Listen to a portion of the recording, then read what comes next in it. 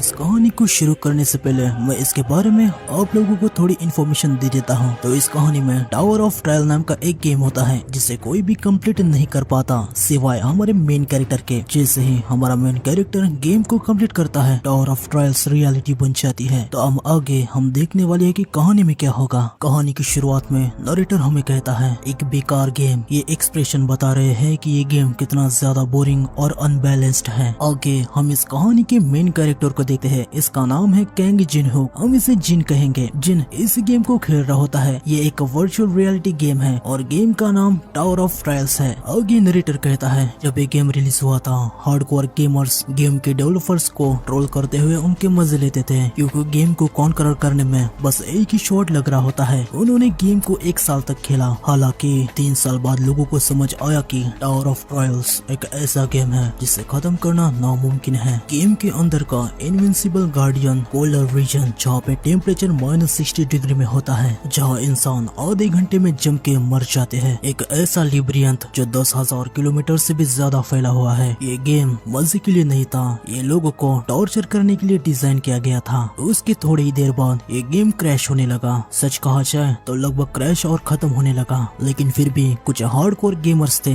जो इस गेम को खेल ही रहे थे। फिर भले ही ये गेम कितना भी हार्ड क्यों ना हो, आगे हमें जिन को दिखाया जाता है। सिस्टम जिन को मैसेज देता है कि तुमने 15th फ्लोर को कॉन्करर कर लिया है। कॉन्करर का मतलब होता है जीतना। आगे सिस्टम कहता है कांग्रेचुलेशंस, तुम पहले इंसान हो जिसने टावर ऑफ ट्रायल्स को क्लियर कर दिया है। आगे हम जिन को देखते हैं। वो कहता है क्या सच में ये सच है? ये काफी मजेदार था। मैं स्टेजेस को बार बार रिपीट करता रहा जब तक मैंने सारे एस्पेक्ट को याद न कर लिया हो। इसलिए टावर को क्लियर करने के ओरिजिनल रास्ते मुझे कैसे ढूंढने हैं इसका सेंस मुझे मिल गया। ये काफी मजेदार था। भले ही इस गेम को खेलते हुए मेरे 11 साल चले गए। किसे पता था कि मैं वास्तव में लास्ट फ्लोर को क्लियर कर दूंगा। जरा देखो क्या मैंने इसे स्ट्रीम तो किया है ना। हाँ, देख के तो लग रहा है। क्या मुझे इसे यूट्यूब पे अपलोड कर देना चाहिए? वैसे एक बेकार गेम है पर शायद इस पे व्यूज आ जाएंगे। जिन आगे बढ़ने लगता है तभी हम देखते कि उसे सिस्टम की तरफ से एक मैसेज आता है जिसमें लिखा था हमारे गेम की कीमती प्लेयर बनने के लिए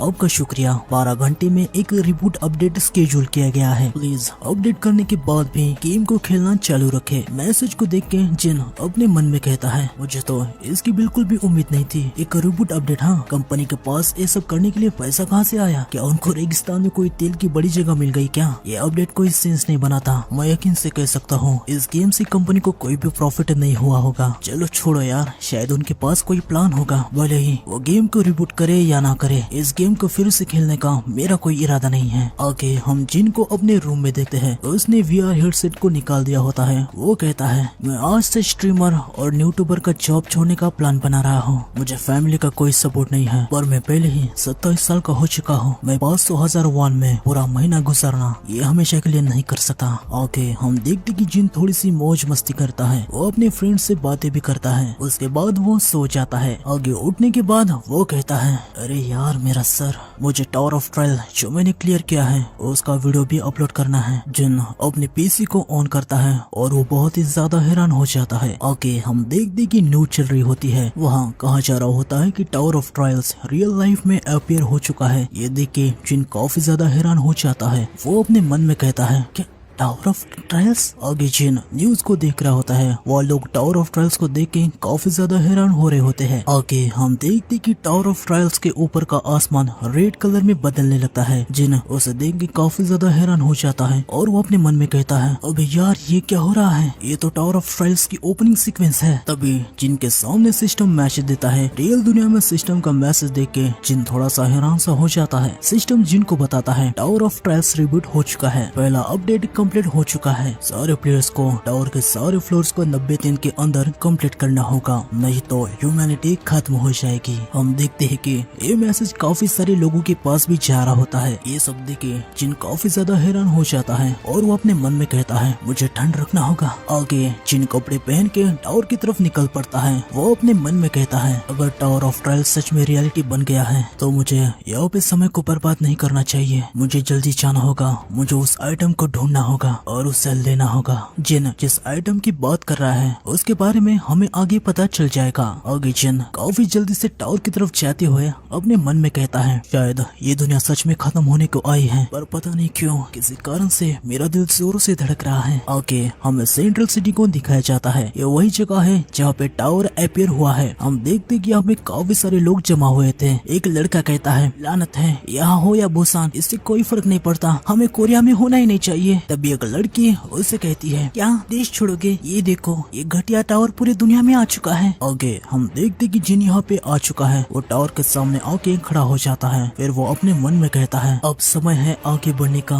ना कि भागने का। जिन अंदर जाने लगता है। वो अपने मन में कहता है कोरिया के सरोवर में ये जगह एक बाहर की जगह में से एक है। देश में ऐसे 30 जगह है और ये मेरे सबसे पास है। इसका मतलब ये है कि ये सेम जगह कोरिया में और 30 जगह पे अपीयर हो चुकी है। जिन अंदर जाता है हमें पता चलता है कि ये एक अंडरग्राउंड शॉपिंग सेंटर है। जिन अंदर आ जाता है हम देखते कि यहाँ पे पहले से ही काफी सारे लोग आए हुए हैं। उनको देख के जिन अपने मन में कहता है वो सभी लोग जिन्होंने टावर ऑफ ट्रायल्स को पहले शुरू में खेला था वो यहाँ पे आ चुके हैं। सभी की सभी काफी ज्यादा चिंता में लग रहे हैं। यकीनन ये तो होना ही है, यहाँ पे अपीयर होने वाले आइटम्स की लिमिट होती है। अगर हम लगे रहे तो हम सभी में से वो 5 हो सकते हैं। तभी जिन को पीछे से कोई आवाज देता है और उसे कहता है तुम कैंग जिनहुक हो है ना। इस बंदे को देख के जिन का पूरा मूड ही खराब हो जाता है। वो मन में कहता है इसका नाम है ली जुंगसू, ये पेपरिका टीवी का पार्टनर स्ट्रीमर और यूट्यूबर भी है। इसके 5 लाख सब्सक्राइबर हैं और ये ओन कंपनी का रिप्रेजेंटेटिव है जिसे मुझे होना चाहिए था। जिन ली से कहता है क्या तुम्हें अभी स्ट्रीमिंग नहीं करनी चाहिए। ये सुन के ली जिन से कहता है अरे भाई ऐसी हालत में मैं स्ट्रीमिंग कैसे कर सकता हूँ। वैसे तुम्हारा हाई फ्लोर कौन सा है जिसे तुमने पार किया है। तुमने इस गेम को बहुत ही क्रेजीली खेला है। चलो यार अपने साथ काम करने वाले बंदे से तुम्हें सीक्रेट नहीं रखने चाहिए। जिनको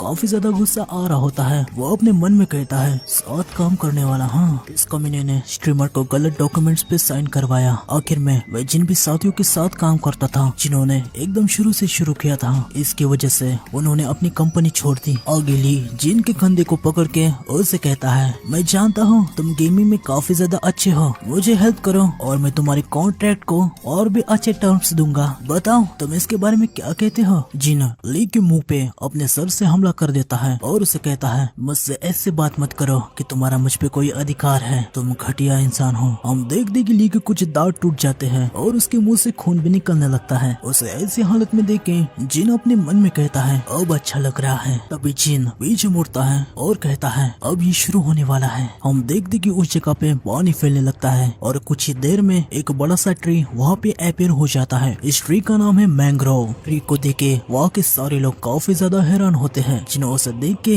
अपने मन में कहता है क्या ये सच में टावर ऑफ ट्रायल्स की तरह है या फिर मैं कोई सपना देख रहा हूँ। आगे सिस्टम बताता है मैंग्रोव ऑफ ग्रीड ग्रो होने लगा है। हम देखते कि ट्री पे 4 फ्रूट्स आ जाते हैं। उन्हें देख के जिन अपने मन में कहता है हर पका हुआ और टेस्टी फ्रूट फ्लेयर के एक स्टेट में से किसी स्टेट को बढ़ा देता है, जैसे strength, agility, stamina and magic. ये एक अच्छा आइटम है पर वहाँ पे वो सिर्फ 4 ही है। अब चीजें इंटेंस हो जाएगी। हम देखते कि वहाँ के सारे लोग ट्री के ऊपर चढ़ने लगते हैं फ्रूट को पाने के लिए। हर कोई एक दूसरे को नीचे ढकेल रहा होता है। जिन साइड में शांति से खड़ा हुआ था। तभी ली जिन से कहता है लानत है, अगर हम साथ मिलके काम करते तो फ्रूट को आधे आधे में बांट लेते, हमारे लिए वो जीतने की सिचुएशन होती। अब बहुत ज्यादा देर हो चुकी है। जिन उससे कहता है अगर तुम्हें कुछ पता नहीं है तो एक जगह पे रुकना चाहिए, अभी समय नहीं आया है। आगे हम देखते कि एक बंदे को फ्रूट मिल जाता है और वो उसे खा लेता है। उसके एजिलिटी पॉइंट 3 से बढ़ जाते हैं। वो सब तो ठीक है, वो लड़की उसके साथ करना क्या चाहती है। खैर आगे हम देखते हैं इन लोगों को ऐसे पागलों की तरह लड़ते हुए देख जिन अपने मन में कहता है ज्यादातर लोगों को ये भी नहीं पता होता कि ऐसे फ्रूट होते हैं। जिन्होंने गेम को कुछ बार खेला है वो बस फ्रूट पे ही फोकस करते हैं। आगे हम देखते कि ट्री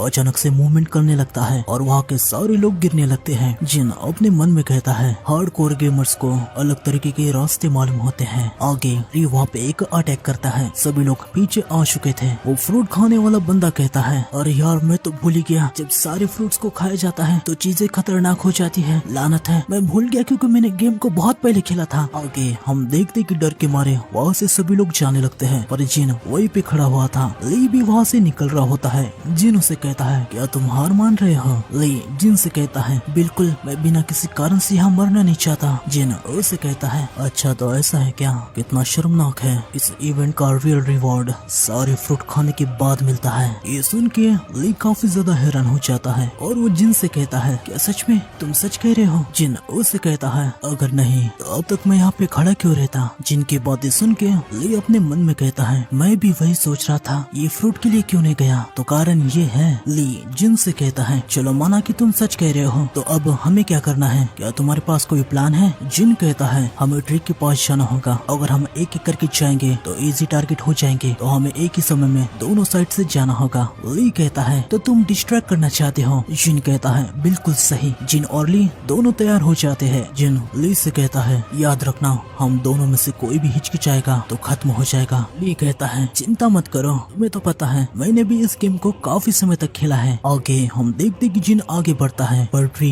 जिन पे अटैक कर देता है, हालांकि जिन से बच जाता है। वो मन में कहता है ली जोंगसू कहाँ है। आगे हम देखते कि ली अपनी जगह से हिला तक नहीं। वो हंसते हुए जिन से कहता है तुम गधे कहीं के, तुम्हें लगा मैं तुम जैसे किसी की बात सुनूंगा, तुम चारा बनोगे। हम देखते कि जिन हंसने लगता है और वो कहता है शुक्र है इसकी पर्सनालिटी जरा से भी चेंज नहीं हुई, बेवकूफ कहीं के तुम हो जो चारा बनने वाले हो। हम देखते कि ट्री की सारी ब्रांचेस ली की तरफ आने लगती हैं और ली को जकड़ लेती हैं। ली जिन से कहता है मेरी हेल्प करो। जिन उसे कहता है मैं क्यों करूं, अगर तुम्हें मुझसे कोई प्रॉब्लम है तो अब जाओ ना अपने लॉयर के पास और करो मेरे पे केस। आगे हम देखते कि ब्रांचेस ली को पूरी तरीके से जकड़ लेते हैं और ली खत्म हो जाता है। आगे ब्रांचेस जिन पे अटैक करने के लिए आ रहे होते हैं, पर जिन ने इतनी बार गेम को खेला होता है कि उसे ये भी पता होता है कि कितनी डिग्री टर्न लेने पर रूट से बचा जा सकता है। जिन सारे ब्रांचेस को डॉज करते हुए आगे बढ़ता है और आखिर में वो ट्री के हर्ट के पास आ जाता है। हर्ट को देख के